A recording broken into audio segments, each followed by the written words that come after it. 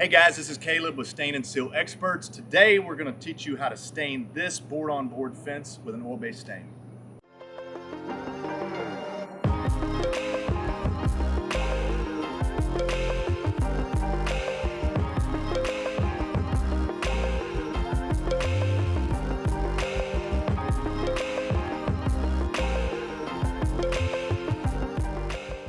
All right guys, you saw us last week. We totally restored this wood to not quite brand new, but a really good version of its former self. And we had a curveball thrown in. We've got a treated pine fence on the one side, and then we got cedar on the other side. We originally planned on doing a really nice semi-transparent stain, but because of the mix match wood, we decided to go with a semi-solid. The reason for that is just to make things look more uniform. We're still gonna see the wood grain, but it's gonna be uniform, where a semi-transparent or a transparent stain makes the wood grain pop out. And so we feel like it might highlight some of the differences here. So semi-solid it is. So the first thing you wanna do before starting any stain project, particularly with an oil base, is do a moisture reading content check. And you can do that with a moisture meter.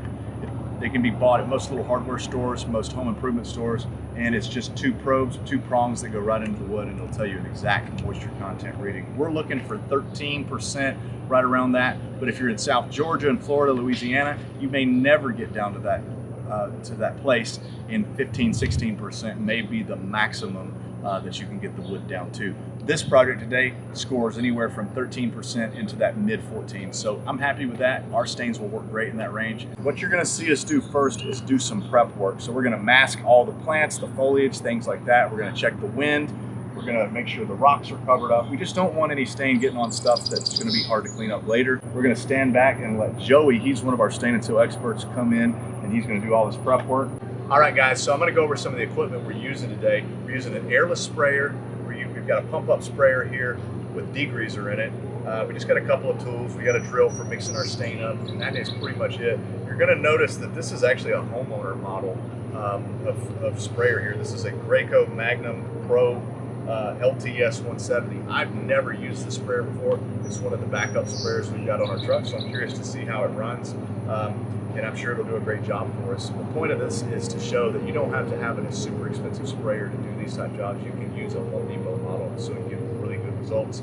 We've got a extension pole with a swivel on the end of it, which is really handy if you're doing these on a regular basis.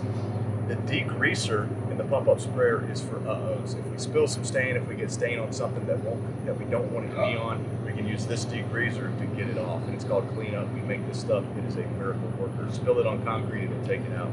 And so the first thing you're going to notice is our sprayer hose is down into the bucket of stain. First thing you got to do is mix your stain up. So pop the lid off and use a nice paddle mixer and a drill, and give me a good minute of stirring. You want to get any pigment off the bottom. You want to get a nice vortex or tornado in there and really mix that up good.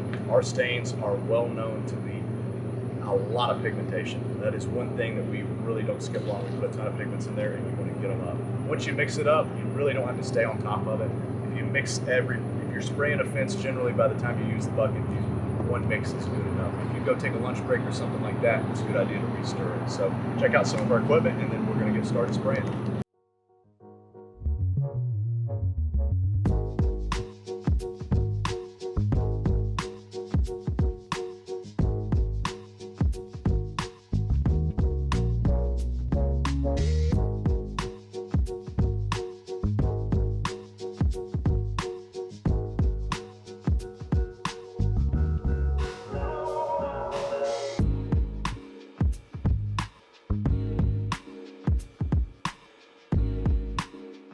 All right, that was super fast. I'm here with Joey. He is our stain and seal expert. He did the spraying here. You got to watch him do all the masking, all the spraying, and all that. Joey, tell us about your process. What did you do? Take us from the start to finish. When I start, make sure you wet everything. These drop cloths are crucial, just because plants, like you said earlier, if you encase it in plastic, it can cause it to have the greenhouse effect that will ruin plants. You do not want to do that. Just mask everything you can with drop cloths, wet everything that you can't mask with drop cloths. You're good to go with our stain. Great. What about your spray tip? What tip did you use? Because I know a lot of guys are going to ask. I like a 1223, a low pressure 1223. They've got high pressure ones, that's a lot of overspray. But the low pressure 1223, you cover a lot of area.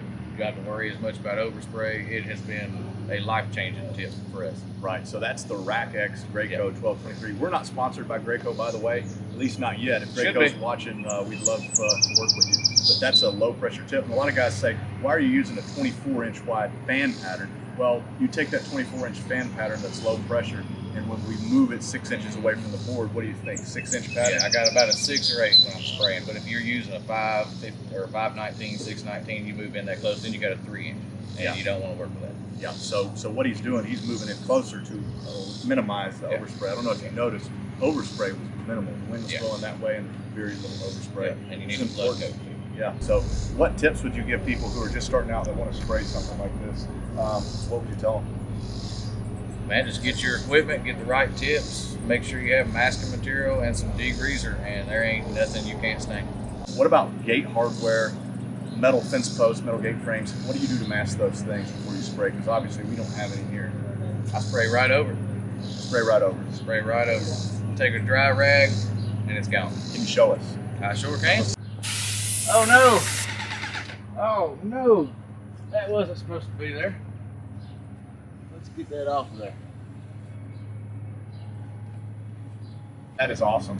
So that's a great feature of these oil-based stains, is they're not going to stick and create a film on top of metal, hardware, gate frames, air conditioning units, cars. Anything you mess up and get stain on, you can wipe it right off. You can use a degreaser, you can use mineral spirits, things like that. So really handy for the contractor who doesn't have time to maybe sit there and mask every metal fence post or every hinge. If you're a do-it-yourselfer and you got all weekend to do it, it's not a big deal. But if you got a truck and you got to get multiple jobs done in a day, this really is a time saver. So what's going to happen now is over the next few minutes, this thing's going to level out. You're going to see any runs that are there disappear, and we'll stand back and let you see that. But that's pretty much it. It's time to pull our drop cloths down and move on to the next project. All right, guys, thanks for watching. We really appreciate you tuning in. If you like this content or thought it was helpful, go ahead and hit the subscribe button. We're doing new videos every week, and you can also check us out in a few other places. At Facebook, it's at Staining University is our private Facebook group for staining contractors, or just go to our regular page at Stain and Seal Experts. And if you want to get stains and sealers like this or wood restoration chemicals, be sure to check out realgoodstains.com. Appreciate it, guys, and we'll see you on the Thursday night webinar. Thanks.